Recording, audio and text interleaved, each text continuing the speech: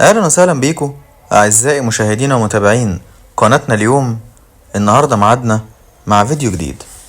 الفترة اللي فاتت كان في كلام كتير جدا حوالين الاستاذ توفيق عكاشة من جهة تصريحاته الاخيرة اللي بتخص العذراء، من جهة التمثال اللي هو حطه للعذراء في المزرعة بتاعته، المزرعة بتاعت الخيول. يعني من جهة الكلام اللي قاله وناس كتير زعلت منه وناس كتير كانت موافقاه في كلامه و... ورجع بعد كده ظهر له فيديو كان من فترة كبيرة قبل ما يختفي عن الأضواء، وهو بيتكلم فيها عن عدم تحريف الكتاب المقدس. يعني هو كان في كل موضوع بيؤكد ببراهين وأدلة إن الحاجة الفلانية حصلت، الحاجة الفلانية ما حصلتش. عمل حلقة كاملة عن تحريف الكتاب المقدس، وطبعا نفى كل الإشاعات اللي بتقول إن الكتاب المقدس محرف، وقال بكل بساطة الكتاب المقدس ليس محرفا، مفيش تحريف في الكتاب المقدس أبدا. ولو في تحريف فأنا محتاج أعرف كم سؤال، يعني أسأل كم سؤال ومحتاج كم إجابة. اتحرف فين؟ اتحرف امتى؟ مين اللي حرفه؟ والنسخة الأصلية قبل التحريف فين؟ وهل اللي حرف الكتاب المقدس قدر يلم كل النسخ اللي في العالم ويوزع تاني النسخ المحرفة؟ لو حد عنده إجابة للأسئلة دي ساعتها أنا هصدق إن الكتاب المقدس أو الإنجيل محرف. هاتولي بس واحد يقول لي اللي حرفه كذا، اتحرف سنة كذا، وفلان هو اللي قدر يلم كل النسخ. لو حد جه وجاوب لي على الأسئلة دي أنا ساعتها هبصم بالعشرة إن الإنجيل ده محرف. لكن بدام أنت ما عندكش دليل واضح وصريح وإجابة واضحة وصريحة عن الأسئلة اللي أنا سألتها، يبقى أنت بتلعب وأنت بتقول أي كلام، وأنت كل اللي أنت بتعمله ليس أكثر من إشاعات، ليس أكثر من إن أنت بتقول كلام في الفاضي، وليس أكثر من إن أنت بتحاول تثير بلبلة على الفاضي. الكتاب المقدس ليس محرفا أبدا. السيد المسيح نفسه بيقول إن السماء والأرض يزولان لكن حرف من كلامي لا يزول. فيش ولا حرف يتشال ولا حرف يتحط. اوعوا تنسوا سمعان الشيخ لما حب يغير كلمة في الكتاب المقدس ويكتب بدل عذراء فتاة. طبعا انتوا عارفين القصة، وان الملاك ظهر له وقال له مش هتموت غير لما تشوف ان العذراء تحبل وتلد ابنا، وفعلا شافه.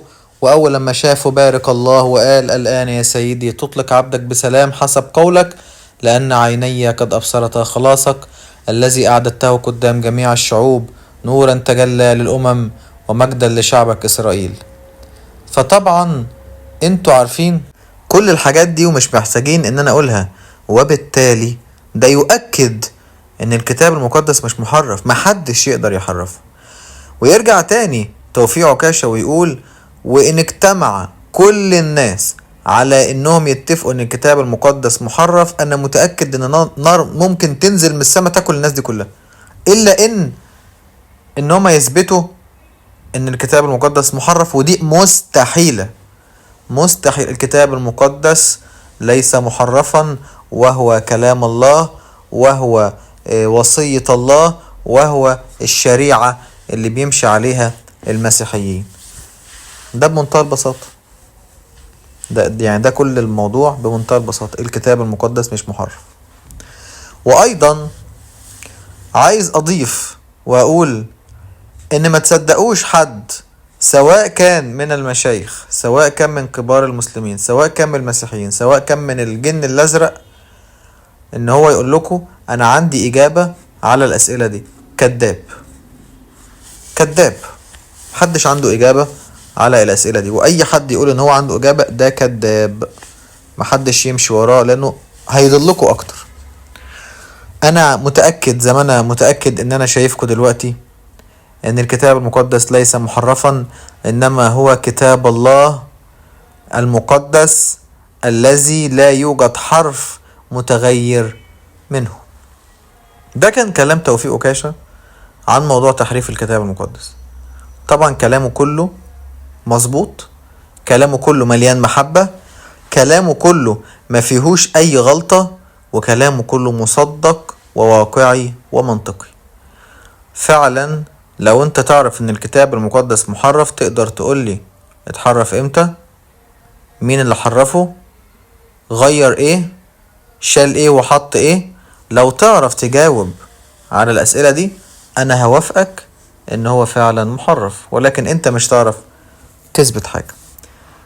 في الاخر لازم تعرفوا ان الكنيسة ياما شافت ولسه بتشوف ولسه هتشوف، وهيطلع كلام ان الكتاب المقدس مش محرف بس، لا ده في ناس من القرن اللي فات كتبت فيه، واللي هيقولك ان مش عارف مين كان عامل ايه، واللي هيقولك ده فيه تناقضات، واللي هيقول حاجات غريبة هتطلع. وصدقوني كلها ملهاش اي اساس من الصحة، وكلها في الفاضي. تمسكوا بالكتاب المقدس وافتخروا به. السيد المسيح له المجد أسس هذا الكتاب وسمح ان هذا الكتاب يكتب من اجل خلاص العالم، من اجل ان كل انسان فينا يدخل الفردوس، وايضا من اجل ان كل واحد يكون عنده فرصة ان هو يقدم توبة ويفهم ويعرف حياة السيد المسيح. واللي عايزه السيد المسيح مننا انك تعمله على الارض عشان تفوز بملكوت السماوات. يبقى الكتاب المقدس بتاعك الغير محرف هو الدستور اللي انت المفروض تمشي عليه علشان تقدر توصل لبر الامان، وتقدر توصل للسيد المسيح، وتقدر توصل لملكوت السماوات وللمكان اللي اعده لك الله من قبل تأسيس العالم. كل واحد فينا ليه مكان عند ربنا في السماء. بلاش نبيعه يا جماعة، بلاش نبيع المكان ده، وبلاش نتصرف تصرفات تخلينا نندم قدام، وبلاش ان احنا نتكلم كلام يخلينا نندم برضو قدام، وكلام يجرح قلب ربنا، كلام يضايق ويزعل. بلاش يا جماعة، خليكوا دايما ناس بسيطة، ناس كويسة، ناس مؤمنة بان السيد المسيح هو الله، وان الكتاب المقدس كتاب غير محرف، وهو اعظم كتاب على الارض. وان كل المسيحيين لو مشيوا بنهج الكتاب المقدس وباللي عايزه السيد المسيح، احنا حياتنا هتبقى احلى من كده مليون مرة. وبكده نكون وصلنا لنهاية الفيديو. ما تنسوش تعملوا سبسكرايب للقناة وتفعلوا زر الجرس علشان يوصلكوا كل فيديوهاتنا الجديدة.